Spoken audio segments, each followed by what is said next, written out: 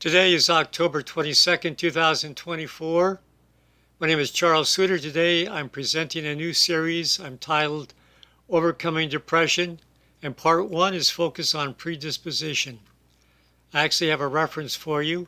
Happiness is a Choice by Drs. Minareth and Meyer. My main message: predisposition is not destiny. And by that I mean just because you might be predisposed to depression doesn't mean you have to suffer from depression. The purpose of this series of presentations is to help you understand the nuances of depression, its causes, preventions, and cures.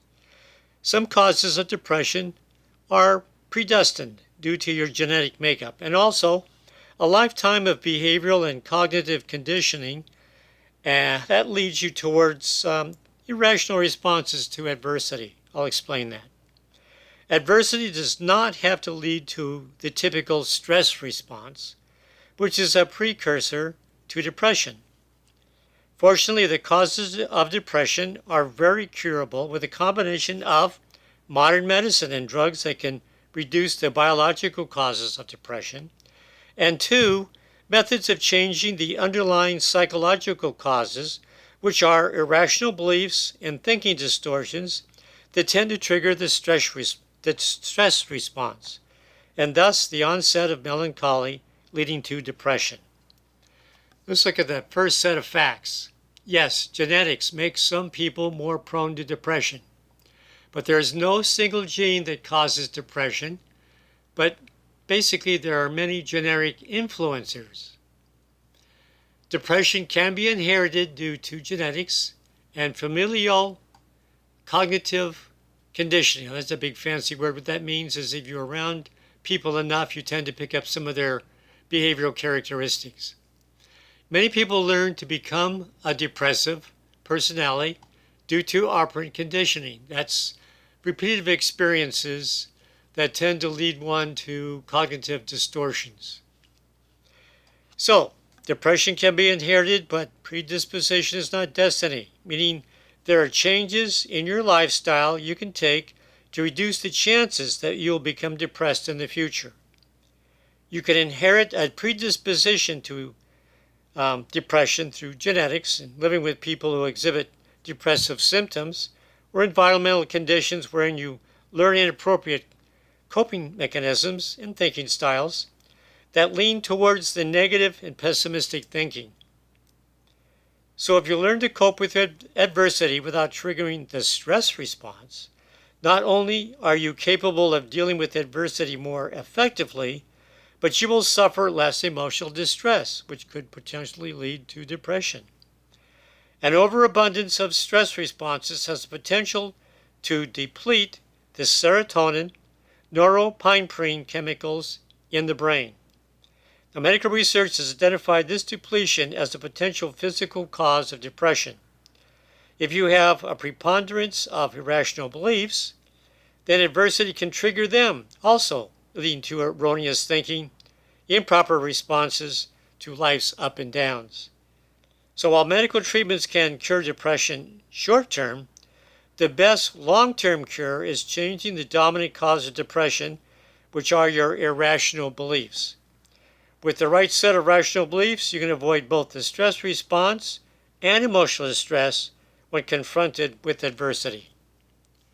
Here's the second set of facts. Stress causes mental and physical effects on the mind and the body.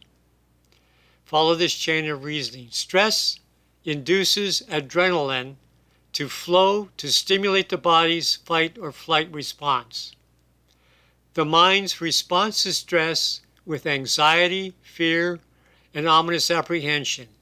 This is words that summarize as emotional distress. The stress response diminishes neurotransmitter fluids, and I've already mentioned them, serotonin and norepinephrine, which are chemicals in the brain that help bridge the gap between synapses in the brain. So collectively, adversity and a person's improper beliefs trigger the stress response and emotional distress, which is the leading cause of feelings of helplessness, hopelessness, and purposelessness that often leads to depression.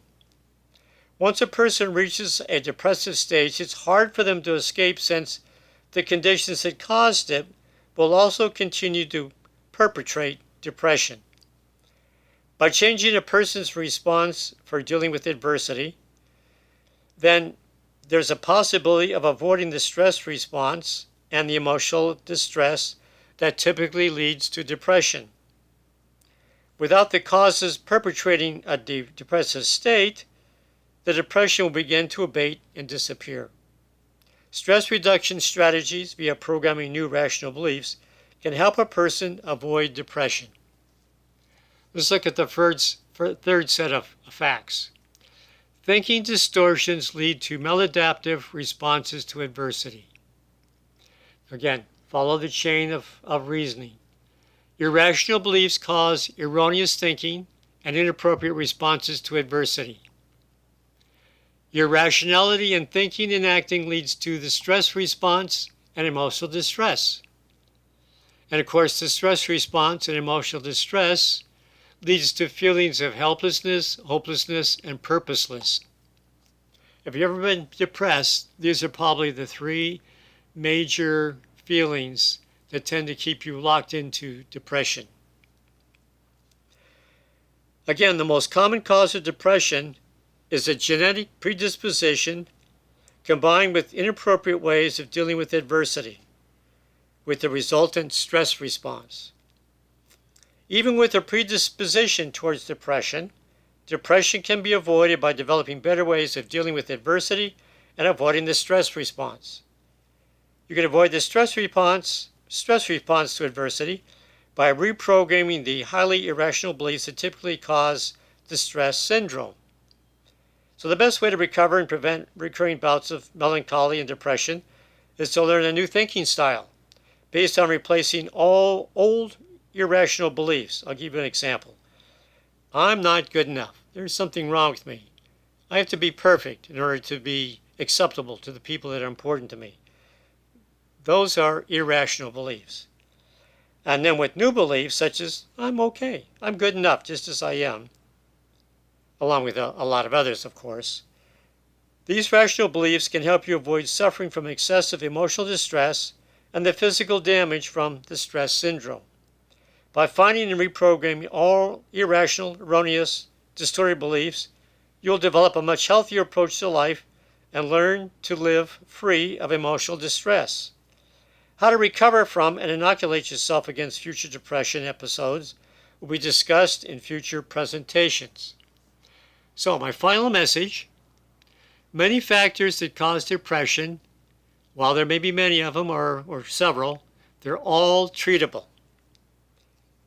While there are multiple causes to depression, the more of these causes that are present at the same time, the more prone you are to devolving into a mental funk, leading to prolonged state of melancholy and worse, long-term depression episodes. So even if you have a genetic disposition to depression, you can avoid becoming depressed with changes in your inner world, such as programming rational, positive, optimistic beliefs and worldviews that tend to respond to potentially stressful periods of adversity with equanimity and peace of mind. When you adopt life-enhancing rational beliefs, such as I'm okay, other people are okay, and life's good and not intentionally out to harm me, you'll be well equipped to handle those occasions of adversity when your circumstances do not turn out as you would prefer, and doing so without the necessity of suffering from emotional distress. More to come on future episodes, but that's all for now. Remember to stay positive, you'll be happier, healthier, and live longer.